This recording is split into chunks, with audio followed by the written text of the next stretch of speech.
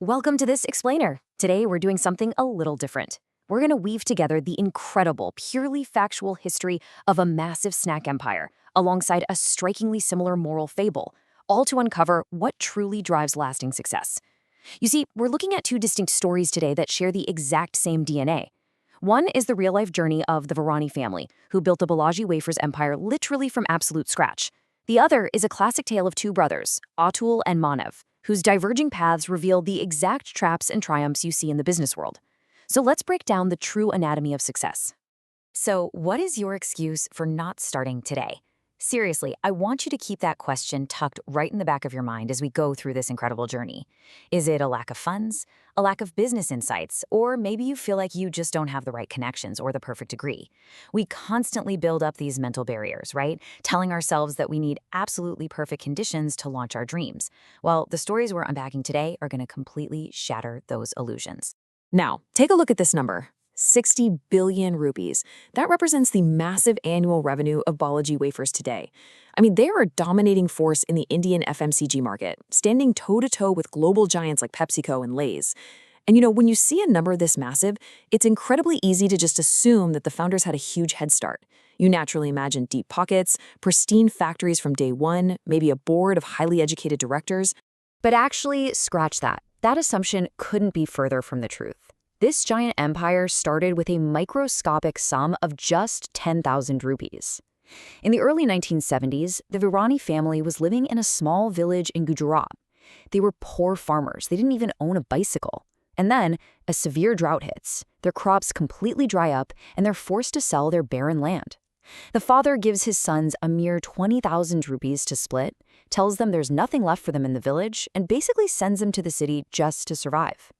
Eventually, they set up a tiny shed in a backyard, buy a custom potato peeling machine for 5,000 rupees, and just start frying chips.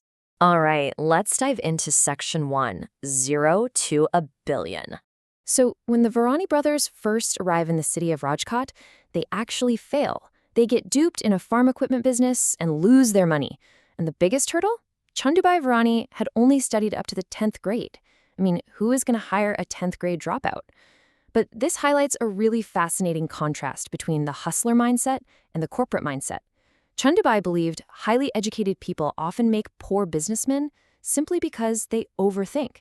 MBA graduates analyze risks, they build endless spreadsheets, and they wait for that perfect moment until they're just paralyzed by fear. Chandubai? He just jumped in. And we see this exact dynamic mirrored in our narrative fable. In the story, the older brother Manav gets a formal corporate education and becomes a senior manager at a 5-star food chain. The younger brother, Atul, who's uneducated and humble, is sent to work as a servant for a village Hawaii. Yet, as you'll see, it's the hands-on hustler who truly masters the craft. Moving right along to section 2, duty above all else. Listen, when you have your back against the wall, ego is the very first thing you have to discard. Work has to become a sacred duty, regardless of the size or the status of the task. We see this super clearly in our fable, where the younger brother, Atul, humbly learns to cook under the village Hawaii. He doesn't sit around complaining about his lack of a degree. Instead, he is completely devoted to his craft, learning the subtle arts of making perfect dishes from the ground up. He's entirely driven by dedication instead of ego. And in real life, Chandubai lived this timeline out perfectly. After failing in those early businesses, he gets a job at the Astron Cinema in 1976 as a canteen boy, earning just 90 rupees a month. But he didn't just serve food. Driven by this exact idea of sacred duty, he stuck film posters on walls. He stood at the door to check tickets. At night, after all the movies ended, he'd sit alone in the dark theater repairing the torn cinema seats, just for a plate of snacks. He never asked for extra money. He let his work do the talking. And eventually, the cinema owner trusted him enough to hand over the entire canteen contract. Okay, section 3, finding solutions, not excuses. 5 minutes. Just 5 minutes. During the screening of the massive Amitabh Bachchan film Kabhi Kabhi, the movie interval lasted exactly 5 minutes. During this frantic, crazy window, Chandubai and his team had to serve massive crowds at lightning speed. Wafers were in huge demand. But there was a glaring problem. His suppliers were completely failing him. They were late, the quality was terrible, and honestly, half the time the chips were spoiled. He changed suppliers 3 different times, but absolutely nothing worked. Now, instead of complaining that his suppliers were ruining his business, he just grabs the opportunity. The steps he took were simple but incredibly grueling. He sets up a shed in his backyard. A standard peeling machine cost 10,000 rupees, so he scrappily had a custom one built for just 5,000. When his hired help wouldn't show up, Chandubai just stayed up all night frying the chips personally. And when shopkeepers wouldn't pay him or claimed the chips went bad, he and his brother loaded the wafers onto bicycles and rode out to remote villages to deliver them directly to consumers. That, right there, is how Balaji Wafers was truly born. Next up, Section 4, the trap of greed. Now, as success grows, so does the ultimate test for any business, or really any family for that matter, surviving jealousy. This is exactly where so many empires crumble from the inside out. Once the money starts rolling in, the egos inflate and the unity shatters. Chandubai perfectly captures this dynamic with a brilliant analogy. He explains that his massive family business thrives because they ensure no one fights for the throne.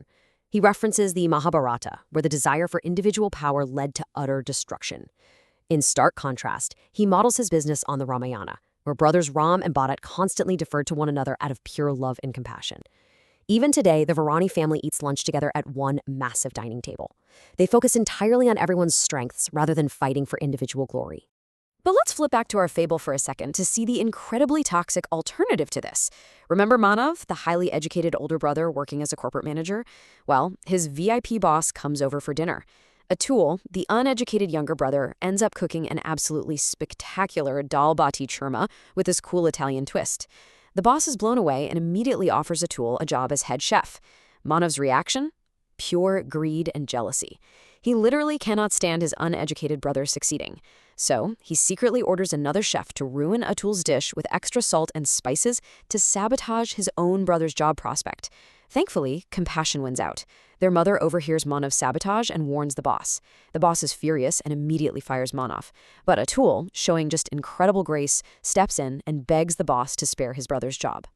Which leads us perfectly into Section 5, service over sales. Just as Atul showed mercy to his brother, that exact same compassion is why Balaji Wafers once received 500 handwritten letters from loyal fans. See, when rumors swirled that a massive multinational corporation was trying to buy out Balaji Wafers, the community totally panicked. They wrote 500 letters begging Chandubai not to sell, knowing full well the MNC would unfairly raise prices on the very community that grew up eating those chips. And you know what? Chandubai listened. He refused the buyout. He operates on this core philosophy of genuine service. He always says that forcing a product on someone is a sale, but giving them something they genuinely love and need, that is a service. All right, bringing it all home. Section 6, the real recipe for success. So how do we actually bring all these historical facts, these business struggles, and these moral lessons together into a single actionable plan? How do we apply the lessons of a backyard chip fryer and a humble village cook to our own lives? Well, here is your playbook. Here are the 5 mantras that can transform a simple canteen boy or an uneducated Hawaii into an absolute powerhouse. Number 1, treat every task as a sacred duty, whether it's checking tickets or fixing chairs. 2, look for solutions instead of excuses. If the supplier fails, just make it yourself. 3, grab opportunities instead of overanalyzing like a paralyzed MBA graduate.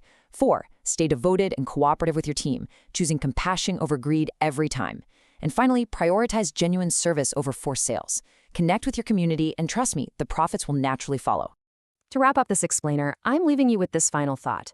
We've seen today that passion, resilience, and a hustle mindset beat formal education and perfect conditions every single time. A 10,000 rupee shed really can become a 60 billion rupee empire. So knowing all of this, are you going to keep making excuses, or are you going to start building today? The choice is entirely yours.